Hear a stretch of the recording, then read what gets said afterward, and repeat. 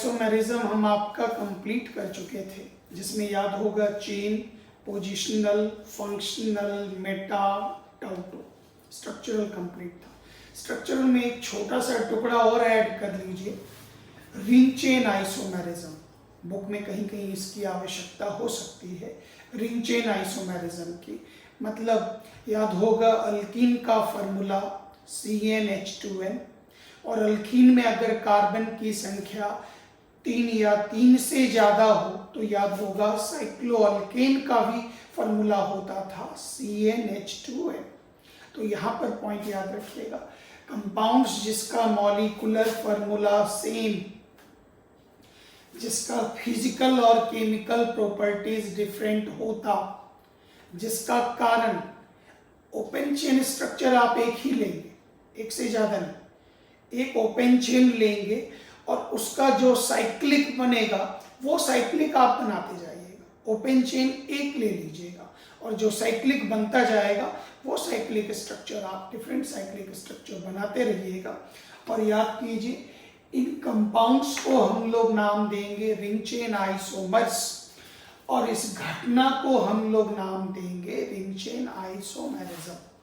अब इसके बारे में जितनी भी बातें हैं वो हम आपको बोर्ड पर बताते जाते हैं, क्योंकि बोर्ड के आधार पर फिर हम ये काम आप साइक्लो रिंग चेन आइसोमेरिज्म के लिए जो एग्जाम्पल्स है वो आप यहाँ एक एक करके देखें। याद करें, अल्कीन का जनरल फॉर्मूला होता था CnH2n, और याद कीजिए यही जनरल फॉर्मूला होता था साइक्लोअल्केन का।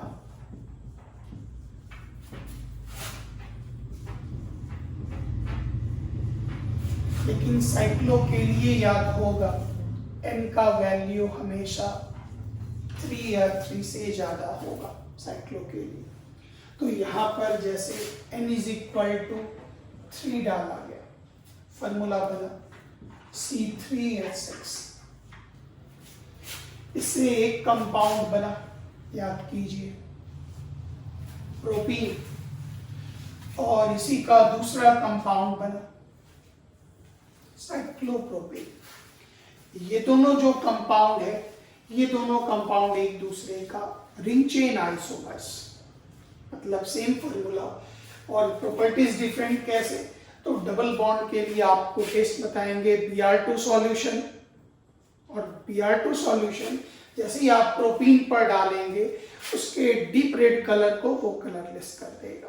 अब चूंकि इसमें अनसैचुरेशन नहीं है, पाई बॉन्ड नहीं है, तो इस पर Br2 वाटर का, Br2 सॉल्यूशन का कोई रिएक्शन नहीं होगा। तो इस प्रकार के कंपाउंड के पेयर को हम लोग नाम देते रिंग चेन आइसोमर्स। फिर आप ध्यान दें, अगला एग्जांपल, n = 4, तो याद कीजिए C4H8, C4H8 से याद होगा ये बना ब्यूटोनिन, ब्यूटोइन, ये दोनों नहीं बनाइएगा क्योंकि इन दोनों को नाम देंगे पोजिशनल आइसोमर। कार्बन चेन की लंबाई आइडेंटिकल है, डबल बॉन्ड का पोजीशन अलग अलग, तो एक ओपन चेन बनाकर उसके रिस्पेक्ट में साइक्लिक बनाना है, तो ये रिंग चेन आइसोमर हुआ। कोई एक आप जैसे हमने ड्रॉ किया, इसके साथ हमने रिंग चेन ड्रॉ किया, ये कहलाया साइक्लोब्यूटेन। अब यहां से एक चीज ध्यान रखिएगा, जब आप रिंग चेन स्ट्रक्चर बनाते हैं तो मिनिमम स्ट्रक्चर पॉसिबल होता है, वो होता है 3 कार्बन का। 3 कार्बन का मिनिमम रिंग आपका बनता है। तो यहाँ पर जैसे 4 कार्बन का आपने बनाया, द नेम इज साइक्लोब्यूटेन, तो इसको आप छोटा कर 3 कार्बन। तो जैसे ही आपने 3 कार्बन बनाया तो 1 कार्बन रिमेनिंग, उसको आप किसी एक कार्बन पर ब्रांच डाल दें, तो याद कीजिए इसका नाम हो गया methyl cyclopropane. This is the, तो ये दोनों कंपाउंड, ये जो कंपाउंड हुए ये रिंग चेन आइसोमर्स कहलाए, रिंग चेन। नेक्स्ट, थोड़ा बड़ा ज्यादा लंबे कार्बन का चेन लेने दीजिए, n = 6 करने दीजिए, और v इज इक्वल टू 6 में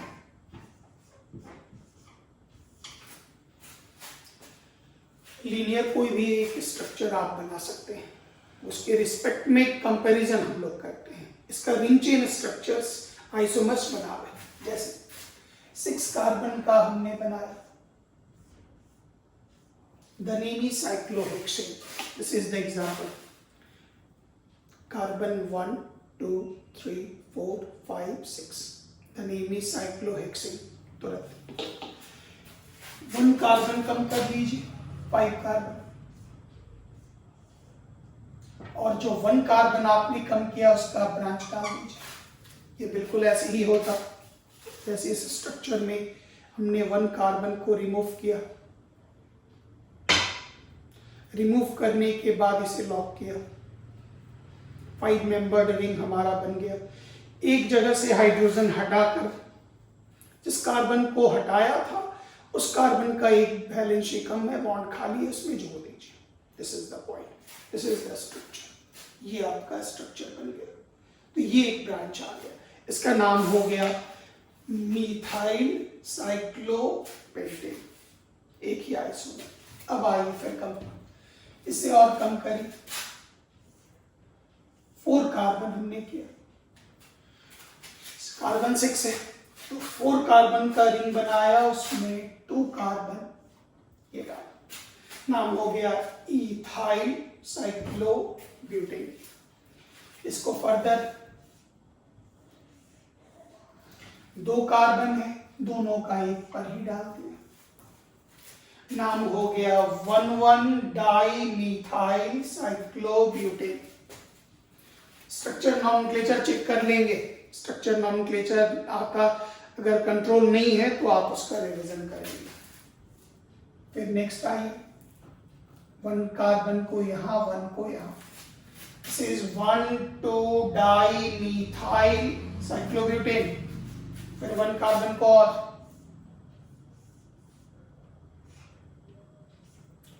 दिस इज 1,3-डाइमीथाइल साइक्लोब्यूटेन। अब आप इधर करेंगे तो वो तो 1,2 ही हो गया, तो इसका मतलब 6 कार्बन है तो एक 6 का लिया, फिर एक 5 का लिया, एक ब्रांच डाला, एक 4 का लिया, 2 कार्बन, फिर 2 कार्बन को अलग अलग करके डाला, तो ये इसका रिंग चेन आइसोमर्स बना। फिर और आइए, 3 कार्बन पर भी आप एक बार कोशिश करें, इसी एग्जाम्पल से सारा निकल जाएगा, टोटल आइडिया बन जाएगा। जैसे हमने 3 कार्बन का एक रिंग चेन बनाया, साइक्लिक स्ट्रक्चर बनाया, 3 कार्बन बचा रह गया,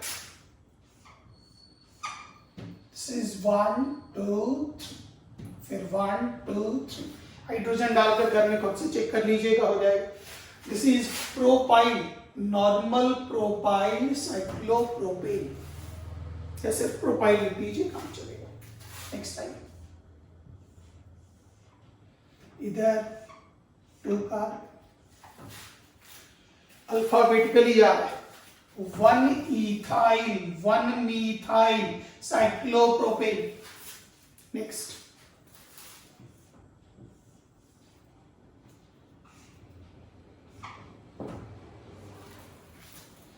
अल्फाबेटिकली प्रायोरिटी देंगे, 1 इथाइल 1 मीथाइल साइक्लोप्रोपेन। फिर आइए,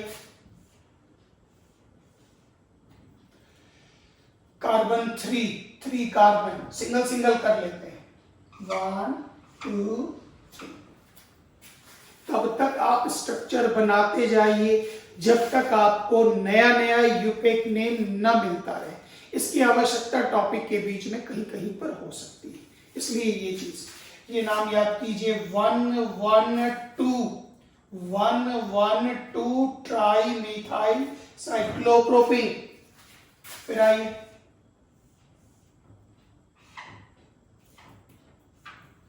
नेमिंग 1 2 3 ट्राइमीथाइल साइक्लोप्रोपेन। इसका मतलब ये हुआ, जो कोई भी कंपाउंड जिसका मॉलिक्यूलर फार्मूला CnH2n दे दिया जाए, कार्बन की संख्या 3 या 3 से ज्यादा हो, तो उस वक्त आप चेक करते जाएं हायर नंबर का अगर मिल जाए फार्मूला, मॉलिक्यूलर फार्मूला, तो आप कार्बन डिक्रीज करेंगे, उतने कार्बन का ब्रांच देते जाएंगे, ब्रांच बदल बदल कर चेक करेंगे, नया यूपेक नेम होगा तो वो उसका रिंग चेन आइसोमर बनता चला गया। अब उसमें दो आइसोमर को कंपैरिजन करना हुआ, जैसे इन दोनों को कंपैरिजन करना हुआ तो इनका मेन चेन जो साइक्लिक है वो आइडेंटिकल है, तो इन दोनों के लिए ये नाम बनेगा पोजिशनल आइसोमर, पोजिशनल आइसोमर। अब इन दोनों के लिए मिलेगा, ये भी कहलाएगा पोजिशनल आइसोमर। क्यों? क्योंकि ये दोनों जो मेन स्ट्रक्चर है वो वही है। अब इन दोनों को अगर ले लिया जाए, इन दोनों को, तो कार्बन चेन की बनावट अलग अलग है, मेन स्ट्रक्चर आइडेंटिकल है, तो ये कहलाएगा आपका चेन आइसोमर, ये कहलाएगा चेन आइसोमर। अब इस आधार पर आप 5 कार्बन के लिए आपका एक होमवर्क मिल गया। C5 और H10 के लिए आप खुद से बना लें इसके रिंग चेन आइसोमर्स कौन कौन से होते हैं। Thank you very much. ये टॉपिक आपका कंप्लीट हुआ। अब आप घर में थोड़ा सा प्रैक्टिस कर लेंगे, इसकी आवश्यकता बीच बीच में ही होगी। Thank you very much. जय हिंद।